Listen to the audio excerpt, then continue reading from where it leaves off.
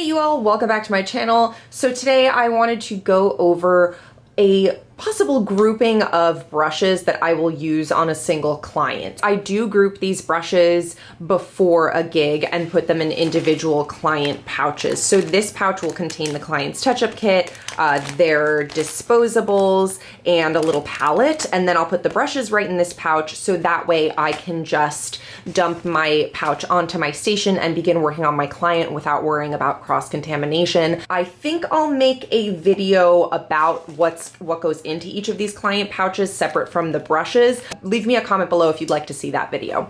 Anyway, so on to the brushes. Let me start with the eyes because that's typically what I'll do first on a client. So when I go to pack the client pouch, I will start off with a brush that's typically synthetic, a little bit flat, and a little bit fluffy. So this is the Real Techniques base shadow brush, and this one comes in an eye brush kit. It doesn't have to be this exact brush. You can find brushes like this at the drugstore that are not in a kit. I have this other one from Moda. This does basically the same thing, and basically I like to use this for my eye primer or eye base. I'll typically use a pigmented base like the Danessa Myricks Color Fix. So a brush like this is great for blending it on, and then I'll just tap out the edges with my ring finger. So I always start with a brush like this that's synthetic, pinched at the ferrule, so has a flat side, but is slightly tapered and fluffy at the end. So that's the first brush. Then I'll make sure that I have a medium fluffy blender with a round ferrule and then a mini blender with a round ferrule. So this one is by Colored Raine. Because it's synthetic, I also use this for like concealer and eye primers and stuff a lot, but it's fluffy enough that I can use it with a powder shadow as well. And then this is just like some no-name brand, but I'll show you some other ones that I have. So here are three that I use pretty much interchangeably. This one is the Cozzate S185. Everything will be listed in the description, by the way. This one is the Mykitco Pro 1.20, and then this one is the Sigma E36. So these aren't identical. The Cozzate one is definitely the softest, the Mykitco one is definitely the firmest, and then the Sigma one, texture-wise, is a little bit coarse. It has like that goat hair texture, and then it's kind of like in between these two in terms of firmness, but because the bristles are long, it's a little bit better for like soft blending,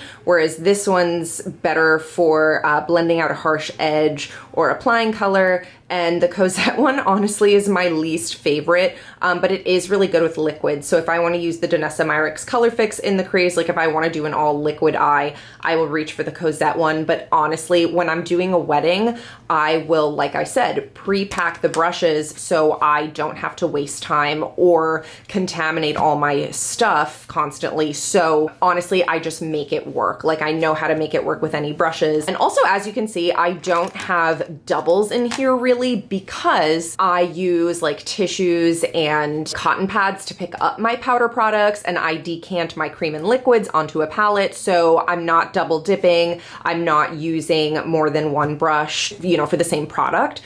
So yeah, I just don't have to worry about that, and I don't need to use as many brushes anymore. Okay, so after my like primer and blender brushes, then I have a flat brush for the lid. This I will use to pack color all over the lid, whether it be a matte, a shimmer, a metallic. This one is by Bdellium Tools, and it is the 773.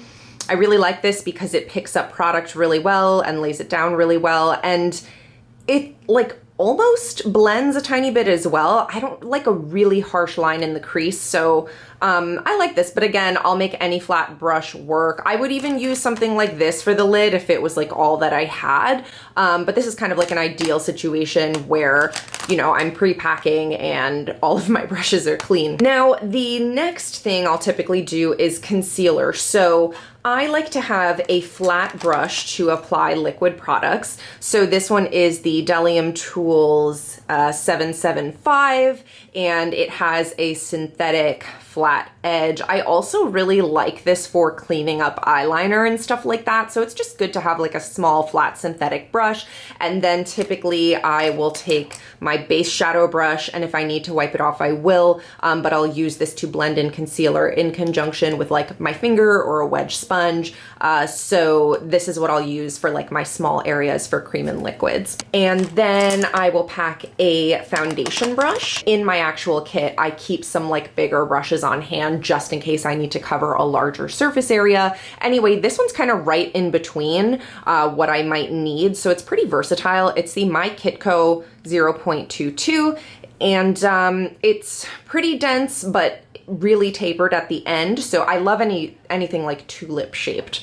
So this really helps me build coverage while buffing and blending. Love the shape and the density of this brush. And it's synthetic, so it's gonna be better for applying cream and liquid foundations, which is typically what I work with. I always pack an eyebrow brush. I don't really use pencils in my kit. It's just easier for me to decant a cream pomade or brow gel or something like that. I'm more of like a painter than a drawer, if that makes sense. Oh, I forgot to mention this when I was talking about eyes. I always like to have a pencil brush, whether it be for smoking out the lower lash line or packing color onto the outer lid or smudging a top lash line. A pencil brush is really handy to have. You can also wipe it off and pack a little highlight onto the inner corner. So always like to have a pencil brush as well. Next, I like to have 3 powder brushes. So these are all on the smaller side. Okay, so let me start with this one. This is the My Domed Multi 0.13 from Mykitco Pro. This one is very firm, so I will use this to set the under eye. I do like something firmer because I really want to not pack the powder, but really press it into the under eye. So I like to have something small and firm for the under eye and sometimes for around the nose as well. So I really like the My Domed Multi for that. But sometimes I use the My Domed Multi and the My Ultra Multi interchangeably. And here, I'm gonna put this one down for now. As you can see, they're similar in size, but the gray one, the My Ultra Multi, is more tapered and fluffy. It's still dense, but it's way less firm than this one. But you know, I could get away with using either underneath the eyes. Typically though, I will use this for spot powdering on the face or for highlighting, even for blending out a really diffused crease if I'm doing something a little bit more sculptural. But you know, I try to have 2 small powder brushes for like highlighting, powdering under the eyes, powdering around the nose, stuff like that. So love these 2 brushes. Here are a couple of brushes that I might use instead. I'm obsessed with this. Oh, I'm sorry. I'm obsessed with both of these, but I was gonna say I'm obsessed with this Mykitco highlighting brush. It's the 0.15 My Soft Highlighter. Love, love, love this for powder highlights. It's just the perfect shape, really buffs it into the skin. I have one by Morphe as well, which like obviously to me is not as good quality. Let me see if I can find it. Yeah, so here's the one by Morphe. You can see they are very similar shapes. I hate Morphe as a brand. I think most of my friends and clients know that, but I actually really like this brush. So if you don't want to splurge on a Mykitco, you want to go pick this Morphe one up from Ulta. This is the Morphe the M501. I prefer the Mykitco one, obviously, but sometimes I'll pick up a cheaper brush just to test out the shape, and then I'll invest in a more high quality brush. So I don't know if you can tell the Morphe one, the handle's getting all messed up. A lot of my brushes look like that because I'm constantly cleaning them, and the Mykitco one just looks pristine, and I've washed it a bunch of times. So love these 2 for highlighting, although, you know, I didn't pack them in this specific pre-pack because I packed something else. I packed the Ultra Multi. And then I was also going to mention the Real Techniques setting brush. This is a very special brush to me because I can use it for liquid blush, liquid highlight, powder highlight, cream foundation. So usually I'll put one of these in my pre-pack if I feel like I didn't put enough brushes in there. Every time I order off of Camera Ready Cosmetics, I just throw one of these in my bag. If I have a Harmon coupon or a Bed Bath & Beyond coupon, I'll usually get one of these. I love to have a bunch of these, and I could use like 3 of them on a client. It's just a really, really good brush. Real Techniques are not as indestructible as everybody says they are. I wash them constantly, obviously, so I have had them fall apart on me after a couple of years, but you know, they're inexpensive comparatively. Like, they're way less expensive than like a Mykitco brush. So, this is great. It's a great little brush. Okay, so then I like to have a powder brush for contour, bronzer, and blush. You could even use this one for highlight. You could use it for setting with powder.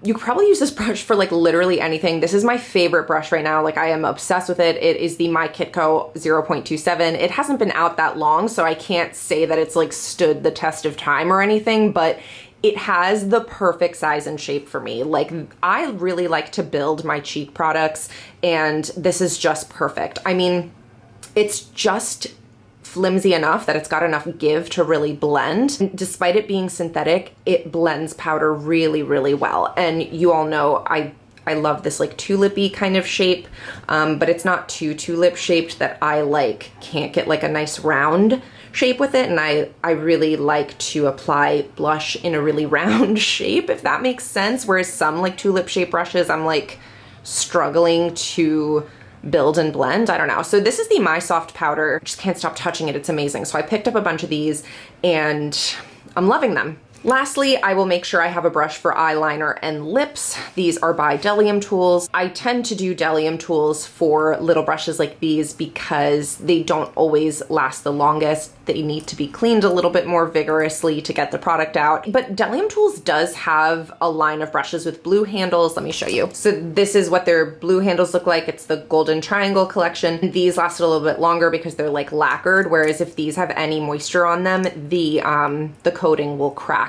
So generally, as I said before, I like to try cheaper brushes before I invest in the more expensive ones, just to try them out. And the cool thing about Bdellium Tools is they have the yellow handles, which are a little bit cheaper, and then most of them come in the Golden Triangle collection if you want to invest. These I use for carving out the lid / crease. I use them for defining around the lips. I use them for cleaning up liner, and I use them to apply lipstick. This is the 546. I believe it's called the square lip brush. I can't work without these brushes anymore. Well, I can. I could do a whole face with my fingers, but I really like to have these brushes, and I usually pack 2. And then I'll usually pack a pointed liner brush. I'm not big on angled brushes. I just, I don't know, I work better with these. So this is the 710.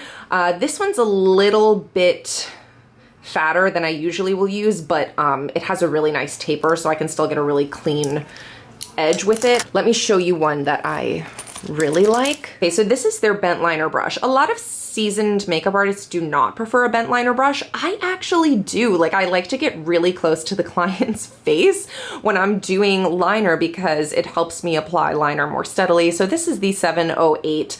Again, I work just fine with a non-bent liner brush. I think I do prefer the bent liner brush, but they're both really great. So this is an example of a brush set that I will pre-pack to work on each client. And then again, I'll throw them in this pouch, or if I'm doing makeup in studio, I will throw these brushes in a cup. That way it's just already like done. I put in a lot of prep work before the application so the application itself can go by as quickly as possible, because, you know, you make your money in the morning when you're doing makeup. And if you can do some of the more organizational work, you know, during your off time, you're still working, and people need to realize that that work, that prep work, goes into the price of the makeup application. They're not just paying for the application itself, the time that the application itself takes. However, the more time you can save on the application itself, the more money you can make, because the more clients you can book. So that's just a little business tip from me to you. I hope you enjoyed this video.